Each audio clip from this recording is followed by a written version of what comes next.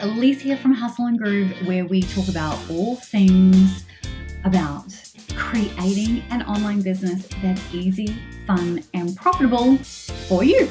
Right? There is no one size fits all business plan, strategy. You always get to decide what this looks like. And today I want to talk to you about your Facebook group content calendar. I've had so many people reach out to me and say, hey, Elise, how do you keep on top of all the things inside your Facebook group? How do you consistently post content? What does that look like? So I thought I would walk you through the process and give you a template that you can download below based exactly off of what I'm sharing here. So basically what it is it's pretty simple. You just need to have different types of content that you're sharing. And I want you to remember this. For your Facebook group to be engaging, you need to have a mixture of content, and you probably need to be sharing and posting 3 times a day minimum. If you think about all the really big content creators out there, they are sharing way more content, but you don't have to do way more content. You just need to be consistent and mixing things up. So I would say shoot for a minimum of 3 a day. Remembering this, you are also competing for attention and all the things in Facebook's algorithm and newsfeed. So your amazing people who are in your group aren't necessarily going to see every single post at the time that you post it. It might show up a few days later. It might not show up at all, right? So that is why I'm saying minimum 3, if you can stretch it 6. And I would say if you have got a Facebook group, you're intentionally doing something with it, right? Otherwise, what's the point? It just becomes another noisy space online. So I would say you could definitely do 6 a day. And it's really easy to do this when you have different types of content that you can pull from. And hey, I am all for repurposing. So repurpose content whenever you want. So the first thing that I'm going to do is I'm going to walk you through the different types of content, and then I want to walk you through how I kind of plan this out. Now you're going to get access to these 2 pages. It's literally 2 pages. It's nothing fancy. I like to keep things super simple, but follow the arrow. Basically, I am going to walk through all these different pieces of content first, then I'm going to walk you through how to plan it out. So here we go. We are going to start with storytelling. So storytelling is any story that you have that you can turn around and relate it to your audience, and specifically relate it to a struggle that they might be facing and or a win that you have had, right? This is about sharing your story, your way of doing things, how you've got to where you are, but even just something that happened to you today that you're like, man, imagine if this could be a teaching moment for my audience. So I like to create an ongoing story bank, and it's nothing fancy. It's literally a Google document that just has a whole bunch of stories added into it in chronological order. And I do that so that I can just keep track of all the things. So start with how you got started, right? Like write that out. That's a good place to start for your story bank. So write how you got started in your business. What was your journey? What did that look like? Then talk about different milestones in your business. Now, if you're just starting out, talk about why you're wanting to start, what's motivating you, all of those types of things. And then all the different stories that make up to where you are right now, right? Like, what have you learned? What are the mistakes you've made? All of those things. I wrote a story the other day in my story bank that's based on a relationship I had when I was like 22. And it came into my thoughts because I was like, man, online business is just like this relationship. And so whenever you have that inspiration, capture it and put it in your story bank, because you can repurpose those stories many, many times. And then you can break them down into smaller chunks, right? You don't have to share the entire story, or you could share it over multiple days, right? So you can do a whole bunch of things, but story content is one of your best types of content. Okay, so story content, that's what we're doing. The next type of content is this amazing educating and offering free value. So educating content might be sharing a win from a customer or client that you've worked with, sharing your own wins, right? Educating, doing some type of free tutorial, giving them a really tangible action step or a tip, something that you've learned. This can literally be anything as long as it's of value. This is also a good time to share lead magnets. If you create a brand new one, share it with the people in your group first, right? So educating and free value, I think is pretty straightforward. Now, obviously, going live, you want to do this at least twice a week, particularly if your group is brand new. It is going to trigger Facebook's algorithm. They love video. So shoot for storytelling or educating content in your live, right? And hello, you can repurpose your lives. You can take them down into smaller content, post them on YouTube, send them to your email, right? Like, I'm all about repurposing. Once you've got a bank of all of this type of content, you can literally repurpose, spin off, and do more content. It's just getting a starting point, right? Like, this is really what this Facebook group content calendar is all about, is getting you to a place where you can pull and repurpose content. But you've got to start somewhere. So this is what we're doing here. We're developing this content, and then you can repurpose as often as you want. But make sure that you capture every post, every live that you do, right? Like, you need to store that somewhere. Google Drive, Dropbox, whatever works for you. I use both. I download all of my lives and I save them on my Dropbox, just in case at any point in the future, Facebook decides to do something weird and you can't access those videos. So make sure every time you do a live that you download it, regardless of whether you thought it was crap, right? Like, you just never know what you could use with that. Now, a pro tip for your live is this amazing app, and it is called Otter, and I'm just sharing it. So this one here, it's called Otter, and it is a voice recording app. So what I also do is get my Facebook Lives and I record it on here. It's free. Rather than going to rev.com and getting it transcribed, I use Otter and it's free.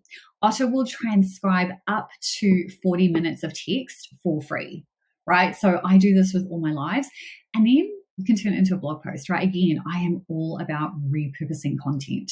Okay, so when you go live, literally have an intention behind why you're going live, right? Schedule those if you can. I love to set up an event inside the Facebook group so that people know that I'm going live at least once that week, right? So then people know what's happening. They might see what the title and description is and they want to come. So think about it from your audience perspective. What might they like to hear? And this is a great time to do the educating and free value piece, right? Teaching, tactical strategies, all of those things work well in lives. Okay, so this ask piece, right? Like, there's some cash associated with that. What does that mean? So this is where you are intentionally asking for the sale. I'm all about monetizing my group, monetizing my email list, monetizing my business, right? You're not in business for free.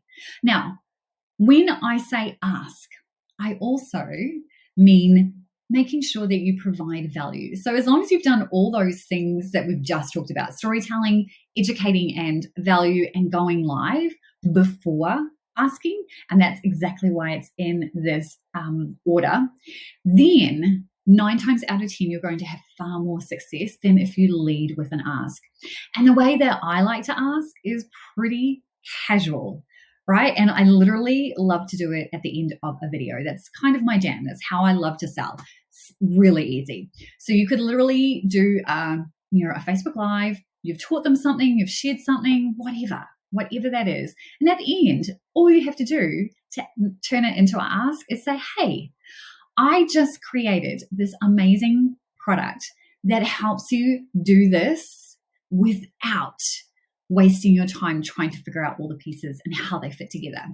If you want to learn more about that, here's the link. That's it, right? That is it. Or if you're doing it as a post, you could literally do the same thing, right? All this value. And then at the end, you can say, hey, and if you're ready, or when you're ready, I have this product that is going to help you achieve X, Y, Z. Here's the link to go check it out. And you could even put the price, right? I love to be transparent. I always put the prices in my posts. Sometimes I talk about it on a live, not always. It's really just if I remember, right? I'm pretty casual when it comes to this stuff. I don't get too hung up on it because I used to get hung up on this stuff. You don't need to, right? So keep it simple, keep it short and sweet, and just, highlight the fact that you have this amazing thing, and it then is up to them to go and check it out. But you need to be consistently asking. That's the key, and we'll talk about that in a second. Okay, so now that we've dealt with that first line, let's talk about this other line below. So this documenting one, this is probably something that you might not have done, or you might actually, if you're on Instagram, you might be quite familiar with the documenting side of things. And that is just really sharing a behind the scenes photo or video of you in your element, or what a day in the life looks like for you in your business, right? Sharing all of those things with some type of learning or some type of educational content works extremely well, or inspiration or quote. These always work well when you're sharing this type of stuff. So it's pretty easy, right? That's not hard to kind of do that. And then engaging is asking questions, doing polls, utilizing the tools that you have inside the Facebook group area to engage with your audience. Right? So you definitely want to do some polls. You just want to ask questions, get people to comment below and engage with you. And then you just want to make sure that you're engaging back, right? If someone responds to your post, make sure you respond. And you want to respond to every single person so that Facebook's algorithm picks that up and continues to put it in front of the people inside your group in their newsfeed. Right? That's why those engagement posts are extremely valuable. Okay, we are diving through these. And then here is what is called an anticipation post. So this would be if you had something coming out like a paid product, you could start hinting at it, or you were building up to releasing a challenge or a workshop or a new lead magnet, whatever. That's what an anticipation post is. It's like, hey, I have something special coming your way next week. Stay tuned. And that's it. Or you could literally post half of an image and go, guess what this is? All will be revealed next week. So anticipation posts are fun. Just do whatever makes sense for you. And then the last piece here is called contribute. So this is where someone else in your space to contribute. So you can invite somebody in, you could invite a member in your Facebook group to contribute, whatever it is. It could also be one of those posts where you ask people to share a link to their business, a link to their Instagram, a link to their Facebook, a link to their blog, whatever. You can choose to use the contribute piece as you see fit. It's really up to you. Okay, so now that you've got a clear idea of the type of content that you're going to be sharing, let's plan that out. So I'm just going to remove my little arrow and I'm going to dive in. So we've got a blank calendar here, right? So Sunday, Monday, Tuesday, Wednesday, Thursday, Friday, Saturday. Up to you whether you post on the weekends. Personally, I try to stay off social media. I'll probably post a few things on Instagram, but that's just from a personal perspective, not business. It's always up to you, right? You always get to decide what works best for you. And I will say this, we're talking about a Facebook group here, but this could apply to any social media platform, wherever you're able to engage. So if you have a LinkedIn group, you can do this exact same thing. Twitter, Instagram's a little bit harder, but you could 100% do the majority of that content, right? Like, it's just use the platform that works best for you. Okay, so how do you plan this out? I am literally sitting down at the beginning of the week with an idea of what I want to cover. I generally have something that I'm selling, so I know that a lot of my content is going to be geared around that. But if you don't have anything necessarily to sell right now, or you're leading up to that, you can still talk about that content. Think about it from the perspective of, what does my audience need to know in order to make a decision, whatever decision that is, yes or no, right? That's kind of what that looks like. So I'm going to go and grab each of those individual icons, and I'm going to place them on the calendar so that you can kind of see how that mix starts to play out. Okay, so we've got all these icons, right? And I've got these all here so that you remember what we're doing. Now, this is basically how I plan things out. So I'm just going to drag everything around. I'm going to be like, okay, I am for sure storytelling at least 3 times this week. There it is. Perfect. So I know I'm going to do that on Tuesday. I'm just going to do it again. I know I'm going to do it probably again on Friday. Actually, you know what? I'm going to do a couple of it. Another one on Wednesday. And a lot of this is really going to depend on whether I'm doing a live. So I might just be also like, I'm also going to do a live. So I'm going to do it like that. And then I'll probably do a double up of what that looks like. And then I'll probably do another one here. So I've got those 2 kind of done. Then I know I'm definitely going to be doing more of this kind of educating stuff, and that's probably also going to be there. And I'm just literally just going, what do I need to tell my audience? What kind of content best fits whatever offer it is that I'm doing? And then go from there. So I don't necessarily need to do all of these, right? So I might do one engaging. I probably don't need to do anything else. The anticipation post, I don't really need. I might throw in a behind the scenes. I might just pop that over here on Thursday. But a lot of that is in the moment for me. And then a contributing one, I might have a post that asks people there. And then let me just pop this down here. And then I'm probably going to have another Facebook Live back here. Perfect. And then the other 2 days that I'm doing those lives, I know that I'm also going to be doing some asks. So I'm going to put that there. I'm just going to move it around. I'm going to move this one over to here because I know that that's going to happen. I'm trying to make it all pretty. It makes my brain hurt if I can't get it all aligned.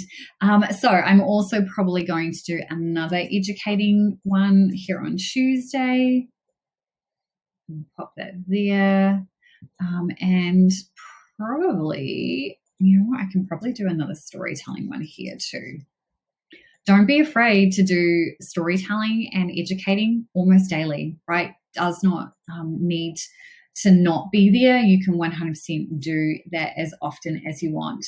And that's literally what I'm doing. Now, if you wanted to do 6, then you might do 2 storytelling, 2 educating, 2 lives, right? You can totally do that. You might do an engagement post. You might do 2 or 3 storytelling, right? You can totally mix this up. So you can print this off, or you can do it on screen like I've just done here. In terms of getting all these little icons, I would just recommend copying this and cropping it down so that if you want to move things around on here, you can. This will be a PDF. It's currently a Canva tutorial, but you'll be able, not a tutorial, a Canva template. Actually, maybe I'll give this to you guys as a template and a PDF, and you'll be able to access both below. But this is my thought process is I start with, okay, what am I selling this week? What is the call to action that I want my audience to take? So you might not, like I said, have anything to sell right now. And if you don't, maybe you want them to help you write a blog post, or maybe you are gearing up to selling something. You can start prepping them now, right? What type of content does your audience need in order to help them make a decision later on? That is kind of the framework or the thought process for coming up with the content. And then if you've gone and created your story bank, you can pull all of that and create this content. I hope this was helpful. I hope that you enjoyed it. And if you haven't already, go ahead and hit subscribe and like this video and drop me a comment if you've got any questions. And I'll see you in the next video. Take care.